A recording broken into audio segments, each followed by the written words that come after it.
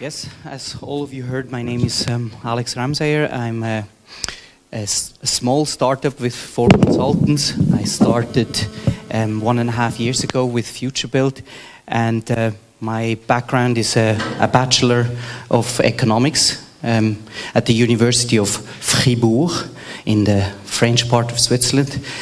And after that, I went into different positions into software development. I worked as a CIO in a construction company. That was a very interesting journey. And after that, I went into the mobile industry, and I was director of mobile solutions, so-called machine to machine in 2004. And some people sometimes looked at me and said, like, how is that possible that machines are talking to each other by themselves? And if we look at today's IoT world and what the internet is bringing, I see the smiles in all of you. It's kind of, that's kind of a normal thing, that everything is connected. So, I thought like the topic of today on artificial intelligence is very interesting in the context of Internet of Things, because already in 2004 I thought like it's pretty boring if a machine talks to a machine through text message technology and can just receive data and then work on it. So I wanted to ask to you, if I ask you what artificial intelligence means, what would you reply to me?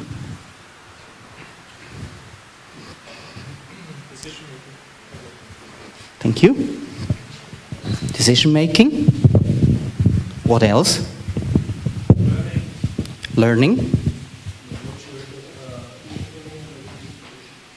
Thank you.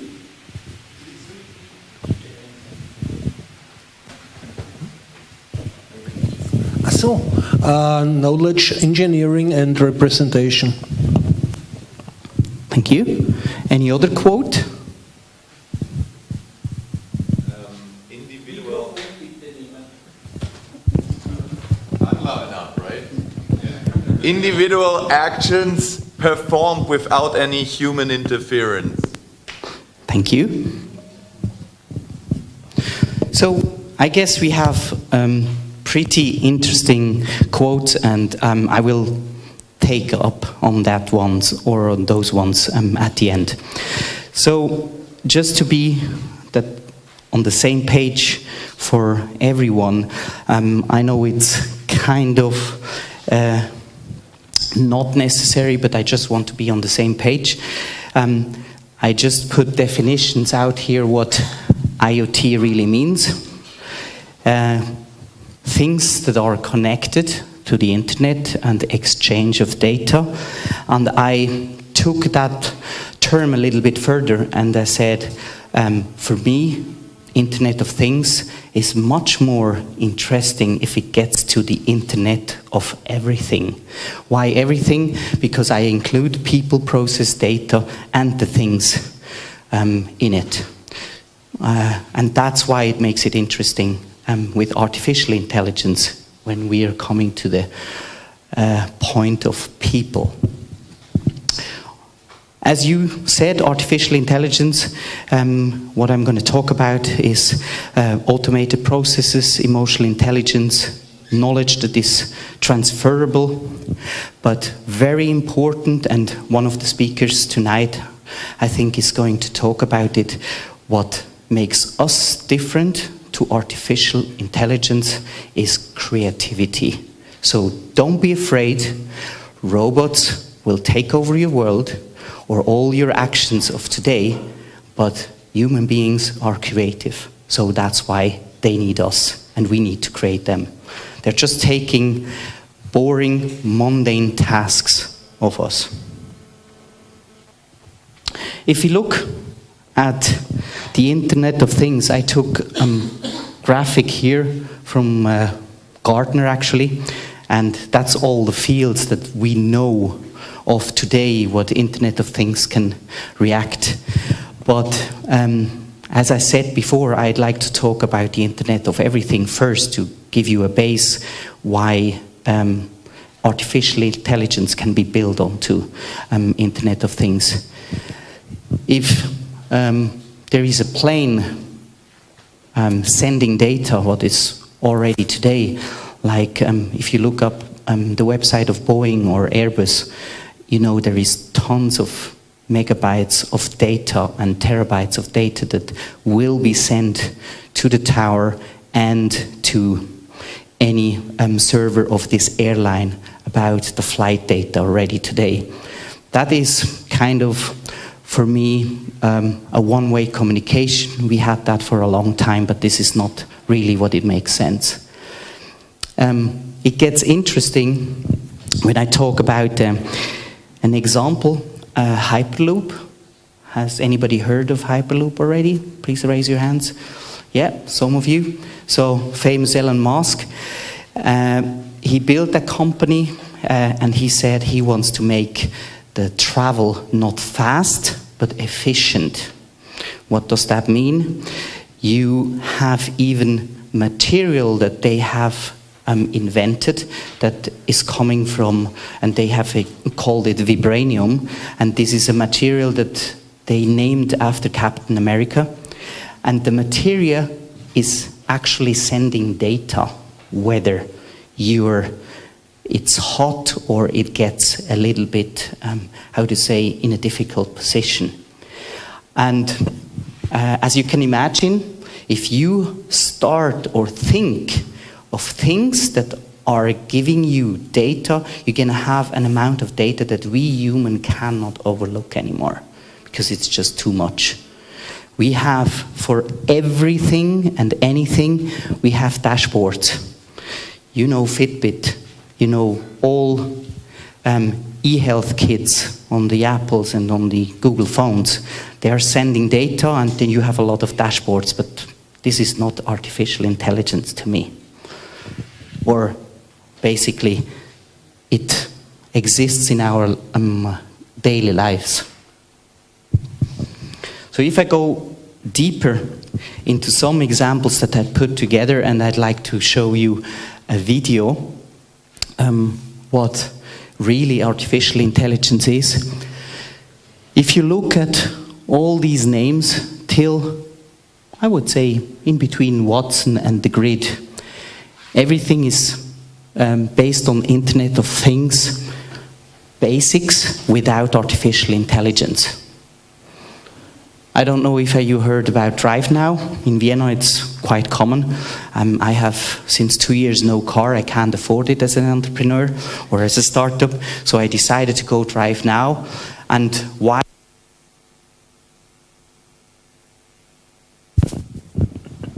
Thank you. Because I actually can book a car whenever I like. You say like, okay, I have a car at home and I can take whenever I want to take the car. But since today, actually, I got an email from Drive Now. I can even tell while I'm booking where I'm going. Why? This makes me feel happy, because I don't have to turn the navigation system on. And I'm a Swiss citizen, so I'm not so common with the Vienna surroundings. I always need a navigation system. So I can really just put in my address in the smartphone and it will be transferred directly to the car. And these are things that makes me feel, okay, this is great. And I tell you another story. It happened that I went into the car and I parked it by mistake outside of the zone. The first time ever I used the car. And it popped up on the navigation system that said like, the car is not in the Geschäftsgebiet anymore, so you need to pay money for parking. And I was like, what? Why should I pay? And they said like, and then you can just press a button and then a man or a woman of a call center calls you back on the car and tells you, well, you should park the car, otherwise you pay 19 cents. But it's still no artificial intelligence, it's a call center. And this is why I'm saying like, they would have a lot of potential to implement artificial intelligence, because these are simple questions and answers that you can handle in a process. Going to the grid, for instance, I don't know if you have ever heard about it. It's the first website creator that uses artificial intelligence. So the only thing what you do, it's still in beta. I've put my website, the actual one is not the grid yet, based on this technology, because it's still in beta and it doesn't work. The only thing what you do is sending photos and texts, and the rest is magically done. You just choose a style, and there are different styles, and you say like, I'm more an artist, I'm more an engineer, I'm more a consultant, and then he creates the site as itself. And it's really working on the AWS, the Amazon Web Services or cloud services, but there is an artificial intelligence behind creating a website. It's the first touch or thing that I saw that touches a little bit the, I would say, the aspect of creativity that I'm a little bit afraid of, because I thought like this is my selling point as a consultant, being creative. But for designers in future, they focus on different things. Apple, I know everybody knows Apple maybe, but today when you call Apple support, it's actually a robot that answers you. Whether you're chatting, whether you're on the phone, the first touch point with the customer is artificial intelligence. They have scratched the first part, so try it out the next time if you own an Apple. And one thing that was amazing that I really didn't feel that there was any robot is Amy. She's called Amy Ingram. I'm developing software for maps, indoor maps, and this CEO, I needed to schedule a call with him. So I wrote an email to him, and then Amy Ingram responded to me and said like, really, in very good English, when would you schedule calls? And I didn't know that this was an artificial intelligence or a robot behind. So she asked me questions backward and forward, and I gave her dates and everything. And when I met the CEO over a virtual meeting, he said, actually, I said like, look, and can I talk to Amy for an appointment? And he said like, by the way, I just wanted to let you know, it's a robot. It's not a real person. My assistant is a robot. And he wasn't able to put me on the beta list yet, but it's really fascinating that all scheduling, and it's you won't feel it when you write to her. It's done by her. She just connects to your calendar, and then you have an assistant for scheduling. And she responds only by email. That's why I want to show you an example of Amelia. Amelia, I came across for the following situation. I was at a consulting group in Switzerland, a bigger one. I don't want to name it due to marketing. They said like they had a problem with organizing their IT. They have a lot of consultants running around, 150 people, and I said like, Amelia would take the task, and he said like, what? His issue was that he has 55 people and has to run an organization for 1,000, and he has to develop software and so on. He didn't know where to put the resources. And the most resources of these 55 people are help desks persons, just calling up if somebody has a problem with the laptop. And Amelia could take over. Unfortunately, I haven't gotten into the step that we have a proof of concept, because it was 1.5 years ago, still in early stage. But now Amelia has something more than Amy can do, is is what I mentioned in the beginning, what for me as a definition is important. She has emotional intelligence. That means if I am angry and tell her, Amelia, I'm not happy with you, then she starts to smile and talks in a nicer voice to you, because she tries to calm you down. But the only thing what she can't do is basically the creativity. So she can't draw, she can't design, she can just follow processes. And that's one, or the main thing I want, before I show the example of the video of Amelia, what artificial intelligence can do. Think that artificial intelligence doesn't work without the body. What does mean the body? The body is all automated processes. Processes really deep down that is structured. And with every customer I want to implement artificial intelligence.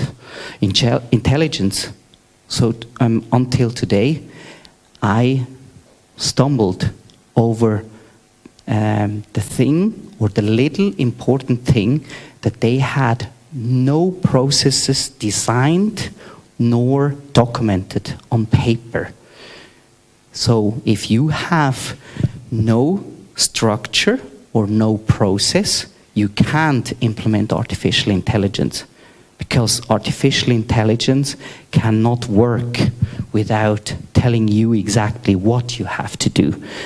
It cannot learn without structure and processes. So artificial intelligence in the IoT space, wherever you are going to use it, for a call center or for a finance broker or anything that Amelia is working today, they have very strict processes. And when she can't follow a process, when she doesn't know what to do, she can ask a human being for assistance. And if the human being is talking, she can learn from it. So that's what artificial intelligence can do today. Why did you exclude Watson from AI? Wouldn't you say that semantic networks are part of AI? Why did I exclude Watson from the artificial intelligence? Is because for me, artificial intelligence, and some of you mentioned it, is interaction of a human being. And the interaction of a human being is emotional intelligence, or emotional.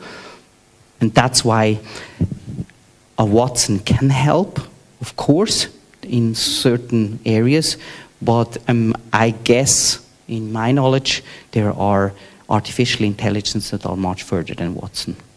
But that's already implemented. Emotional intelligence is implemented in Watson. Okay. In the direct version. I do know that.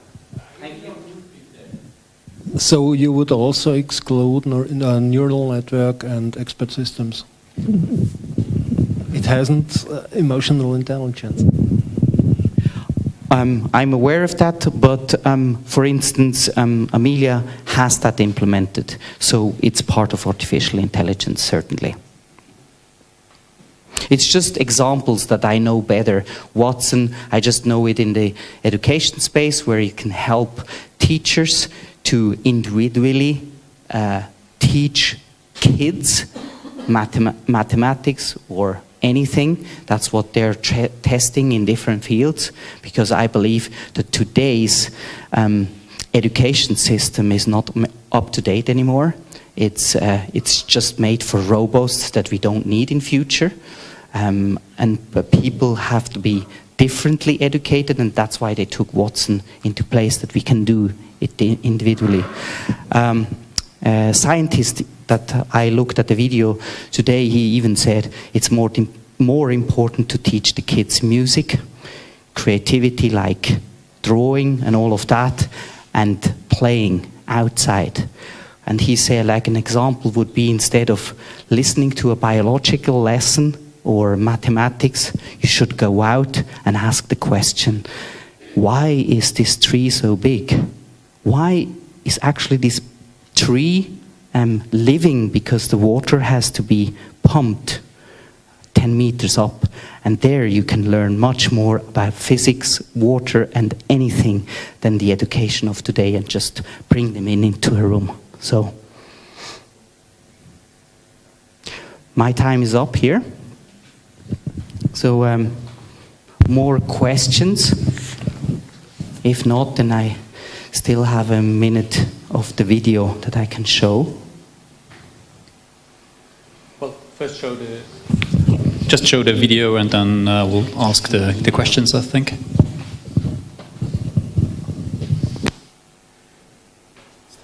Oh, ja, genau. Da muss ich was bestätigen.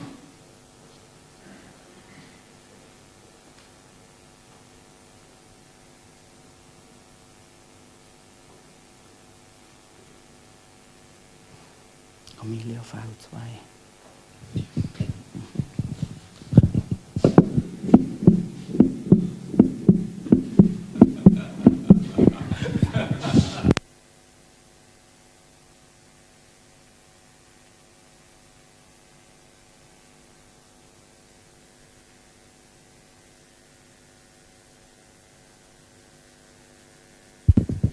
Thank you. I will just show you the beginning because it's too long, but it gives you kind of a look and feel. Need sound? Yeah, please.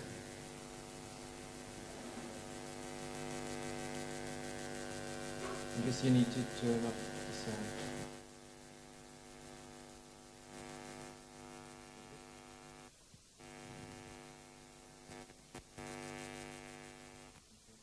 We can't get the sound into the audio, obviously. The best thing about having a room full of engineers, well, it always does not work.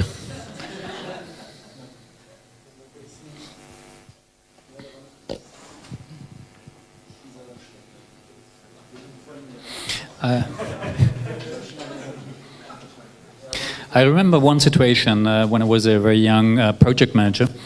It was the first meeting with one of the board members of a really big German bank, and we were delivering our presentation from the laptop, and at the time the laptop's battery power was roughly 1.5 hours, and I forgot to bring my power cord, and the whole meeting was scheduled for 2 hours, and you knew that the power only lasts for 1.5 hours.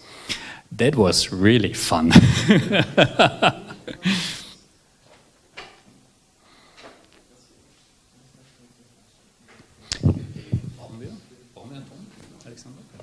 Ja, es wäre halt gut, sonst würde ich es kommentieren. Yeah, we just put the microphone towards the speaker and that should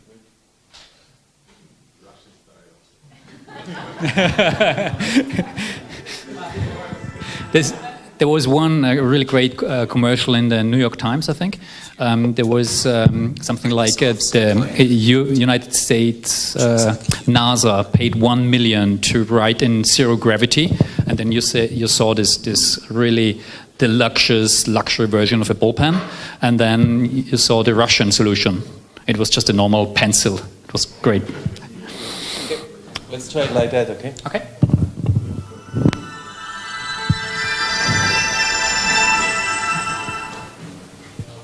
Hello everyone. I'd like to introduce you to Amelia, IPsoft's cognitive agent. Just like a human, Amelia can understand you, learn from every interaction, and use her knowledge to diagnose and solve problems independently. Unlike a human, Amelia works at machine speed and can scale dynamically to match demand. Hi, Amelia. Anything happening? Can you help me get homeowners insurance? What would be your address? So that you can see how Amelia is making decisions on what to do, let's switch interfaces so you can see behind the scenes at what is happening in Amelia's mind.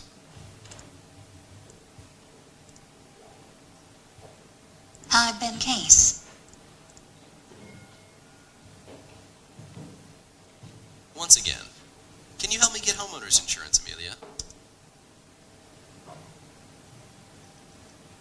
What is your address? Here you can see a very simple business process that has been mapped out in that. To the volume down. And this is exactly where you start to struggle for artificial intelligence if you go into a customer and he wants to implement it. Because these processes are not noted down. They know it in the head, but nobody has it, or most of them that I at least met was not. So be aware, if you start an artificial intelligence project with anyone, make sure that you start with the basis. It's not enough that a thing is talking to you or is connected to the internet, that you have data. You need to work on the body, as we call it. The head, everybody has. You can have it out of the cloud. Amelia, you can purchase out of the cloud. Watson, you can get it. But you need processes to define how artificial intelligence is reacting. It's like human beings. We have at least most of the time behaviors or norms in certain culture. But this is what Amelia doesn't have.